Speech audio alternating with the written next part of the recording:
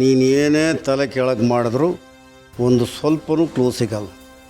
ನೀನ್ ತಪ್ಪು ಮಾಡ್ಬಿಟ್ಟೆ ನಾನು. ಲಾಸ್ಟ್ ಟೈಮೇ ನೀನು ನನ್ನ ವಿರುದ್ಧ ನಿಂತಾಗ ನಿನ್ನ ಕತೆನ ಮುಗಿಸಿದ್ರೆ ಇವತ್ತು ನನಗೆ ಈ ಕಷ್ಟ ಬರ್ತಾ ಇರಲಿಲ್ಲ. ಈಗಲೇನು ಕಾಲ ಬಿಚ್ಚಿಲ್ಲ. ಸತ್ಯ ಬೈ ಬಿಡ್ಲಿಲ್ಲ ಅಂದ್ರೆ ಅವತ್ತು ಮಾಡಬೇಕಾಗಿದ್ದ ಕೆಲಸ ಈಗಲೂ ನಡೆಯುತ್ತೆ. ಏನು ಮಾಡ್ತೀಯ? ಸಾಯಿಸ್ತೀಯ? ಸಾಯಿಸು. ನನ್ನ ಸಾವು ನಿನ್ನ ಕೈಯಲ್ಲಿ ಆಗಬೇಕು ಅಂತ ದೇವ್ರು ಬರೆದಿದ್ರೆ ಯಾರ ಕೈಯಿಂದ ತಪ್ಸೋಕ್ಕಾಗತ್ತೆ?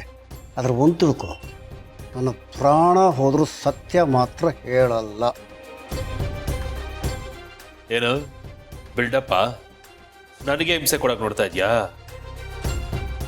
ಏ ಮಾಮ, ಈ ಜೇಡಿ ಹಿಂಸೆ ಕೊಡಕ್ಕೆ ಶುರು ಮಾಡಿದ್ರೆ ಪೊಲೀಸ್ ಅವರ 3rd ಡಿಗ್ರಿ ಟ್ರೀಟ್ಮೆಂಟ್ಗಿಂತನೂ ಭಯಂಕರವಾಗಿರುತ್ತೆ ತಿಳ್ಕೊ. ಏ ಮಾಮ, ವಯಸ್ಸಾಗಿದೆ ಅನ್ನೋ ಕಾರಣಕ್ಕೆ ಲಿಮಿಟಲ್ಲಿದ್ದೀನಿ. ಆ ಹೆಣ್ಮಗು ಡೀಟೇಲ್ಸ್ ಕೊಟ್ಬಿಡು. ಏಯ್, ನೀನು ಎಂಥ ಕಟುಕ, ಎಂಥ ಕ್ರೂರಿ ಅಂತ ಗೊತ್ತಿದ್ರು ಆ ಮಗು ಡೀಟೇಲ್ಸ್ ಕೊಡ್ತೀನಿ ಅಂತ ತಿಳ್ಕೊಂಡ್ಯಾ? ಖಂಡಿತ ಕೊಡಲ್ಲ ಕಣೋ.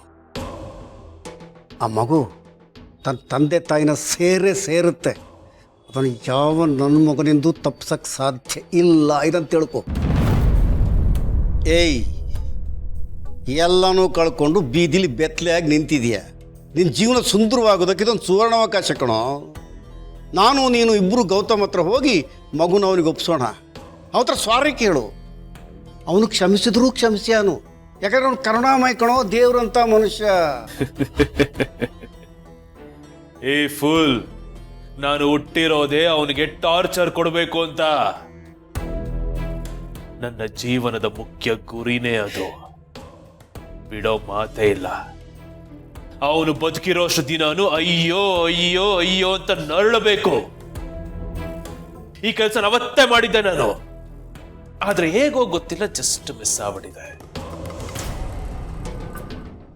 ಈಗ ಸಿಕ್ಕಿರೋ 2ನೇ ಚಾನ್ಸ್ನ ಬಿಡೋ ಮಾತೇ ಇಲ್ಲ ಮಾಮ. ಆ ಗೌತಮ್ ಜೀವನ ಪೂರ್ತಿ ನನ್ನನ್ನು ನೆನ್ಸ್ಕೊಂಡು ಕೊರಗಬೇಕು.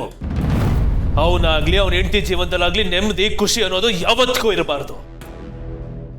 ವಿಲ್ಲ ವಿಲ್ಲ ವಿಲ್ಲ ವಿಲ್ಲ ಅಂತ ಒದ್ದಾಡಬೇಕು. ಅವತ್ತು ನನ್ನ ಮನೆಯಿಂದ ಕತ್ತನ್ ಪಟ್ಟಿ ಹಿಡಿದು ಆಚೆ ತಳ್ಳದಲ್ಲ, ಈಗ ನೋಡು ಹೇಗೆ ಸರಿಯಾಗಿ ಕೊಡ್ತೀನಿ ಅಂತ. ನೀನು ಬದಲಾಗಲ್ಲ ಕಣೋ, ದೇವ್ರ ರಾಣಿಗೂ ಬದಲಾಗಲ್ಲ. ನಾನು ಬದಲಾಗಲ್ಲ ಅನ್ನೋದು ನನಗೂ ತುಂಬಾ ಚೆನ್ನಾಗಿ ಗೊತ್ತು ಮಾಮ. ಈಗ ನಿನ್ನ ಕತೆ ಹೇಳು.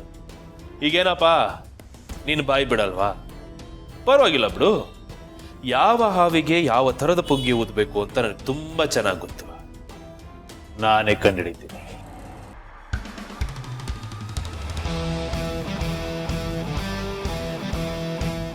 ಆ ಕಿರಾತಕ್ಕಂದು ಏನಾದರೂ ಡೌಟ್ ಬಂದು ನನ್ನ ಕಿಸೆ ಚೆಕ್ ಮಾಡಿಬಿಟ್ರೆ, ಇಲ್ಲ ಅದಕ್ಕಿಂತ ಮುಂಚೆ ಆ ಮಿಂಚು ಫೋಟೋನ ಹರಿದಾಕ್ಬಿಡ್ಬೇಕು.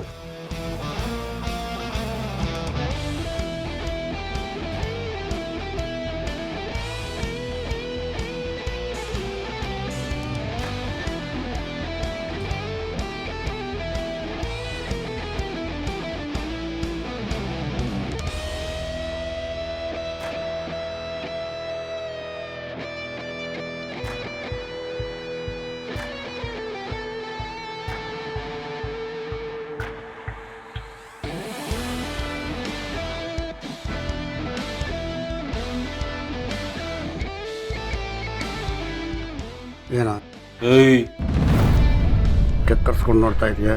ನೀನೇನೋ ಕೊಸರಾಡ್ತಾ ಇದ್ಯಾ? ಮುಖ ಯಾಕೋ ಒಂಥರ ಇದೆ. ಹೂವಿನ ಪಲ್ಲಕ್ಕಿ ಮೇಲೆ ಕೂರ್ಸಿದ್ದೀನಿ ನೋಡು ನನ್ನಗ್ತಾ ಇರೋದಕ್ಕೆ.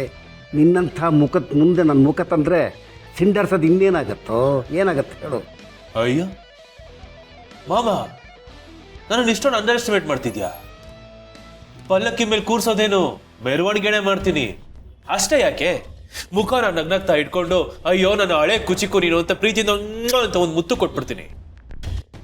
ಆದ್ರೆ ನೀನ್ ಮಾಡ್ಬೇಕಾಗಿರೋ ಕೆಲಸ ಸತ್ಯ ಹೇಳೋದಂತೆ. ನಿನ್ನ ಕರ್ಮ ಅನುಭವಿಸು.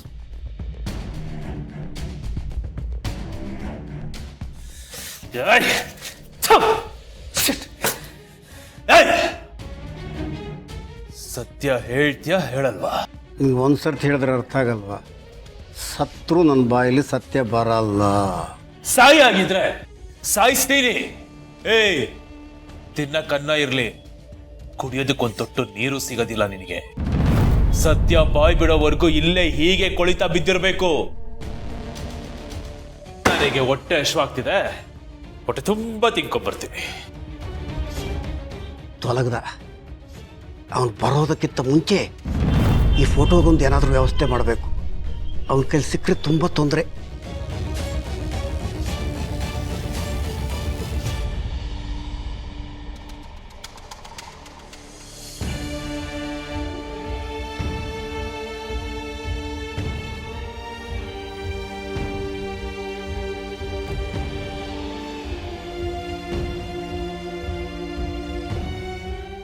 ಗೌತಮ್ ಭೂಮಿಕನ ಮಗಳು ಮಿಂಚು ಅಂತ ಈ ಕಿರಾತಕ್ಕಂಗೆ ಯಾವುದೇ ಕಾರಣಕ್ಕೂ ಗೊತ್ತಾಗಬಾರ್ದು.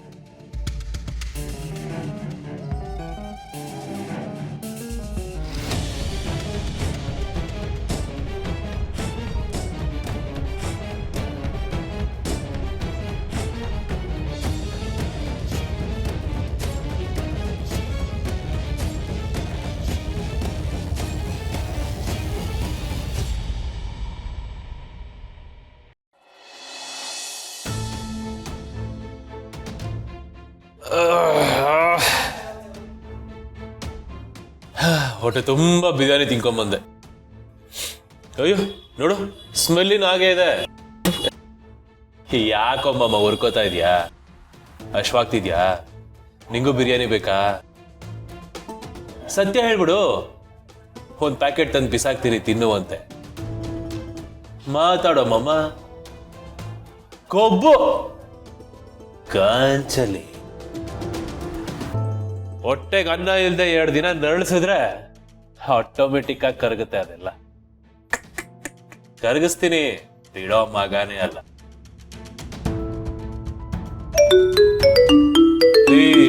ಮಮ್ಮ ರಿಂಗ್ ಆಗ್ತಿರೋದು ನಿನ್ ಫೋನೆ, ಅಲ್ಲೇ ನೋಡ್ತಾ ಇದೀಯ? ನನ್ನ ಹತ್ರ ಇದೆ. ಓಹೋ, ನಿನ್ನ ಪ್ರೀತಿಯ ದೊಡ್ಡಳಿಮಯ್ಯ. ಮಾತಾಡು, ಇಲ್ಲಾಂದ್ರೆ ನಿನ್ ಗಂಡಾಂತರ ಇದೆ. ಮಾತಾಡು, ತೊಂದರೆಗೆ ಸಿಕ್ಕಾಕೋತೀಯ. ಮಾತಾಡ್ಬೇಕಾ? ಅಯ್ಯೋ ಆಯ್ತು, ಮಾತಾಡ್ತೀನಿ. ಮಾತಾಡ್ತೀನಿ. ಅದಕ್ಕೆ ಮುಂಚೆ ನನ್ನ ಪ್ರಶ್ನೆಗೆ ಉತ್ತರ ಕೊಟ್ಬಿಡು. ಆ ಮಗು ಯಾರು, ಏನು, ಎಲ್ಲಿದ್ದಾಳೆ? ಆಮೇಲೆ ಫೋನ್ ರಿಸೀವ್ ಮಾಡ್ದೇನಪ್ಪ, ತೆಗೆದು ನಿನ್ನ ಬಾಯಿಗೆ ಇಡ್ತೀನಿ ಮಾತಾಡುವಂತೆ. ನೋಡು, ಒಂದು ಆಪ್ಷನ್ ಒಂದು ಆಪ್ಷನ್ ಅಲ್ಲ. ಓ ಮಾಮ, ನಿನಗಿರೋದಿದೆ ಲಾಸ್ಟ್ ಆಪ್ಷನ್, ಬೇರೆ ಮಾತೇ ಇಲ್ಲ. ಯೋಚನೆ ಮಾಡಿ. ಏಯ್, ನೀನು ಎಷ್ಟು ಬಾಯಿ ಪಡ್ಕೊಂಡ್ರು ಅಷ್ಟೇ ಕಣೋ. ಆ ಮಗು ಎಲ್ಲಿದ್ದಾಳೆ, ಏನು ಮಾಡ್ತಿದ್ದಾಳೆ ಅಂತ ನಿಂಗೆ ಗೊತ್ತಾಗಕ್ಕೆ ಸಾಧ್ಯನೇ ಇಲ್ಲ. ಬದಲಾಗು ಅಂದರೆ ಮತ್ತೆ ಹಳೆ ದಾರಿನ ಹಿಡಿತಾ ಇದೆಯಲ್ಲೋ. ಬದಲಾಗೋ, ಒಳ್ಳೆಯವನಾಗು. ಮುಚ್ಚಾ ಬಾಯಿ.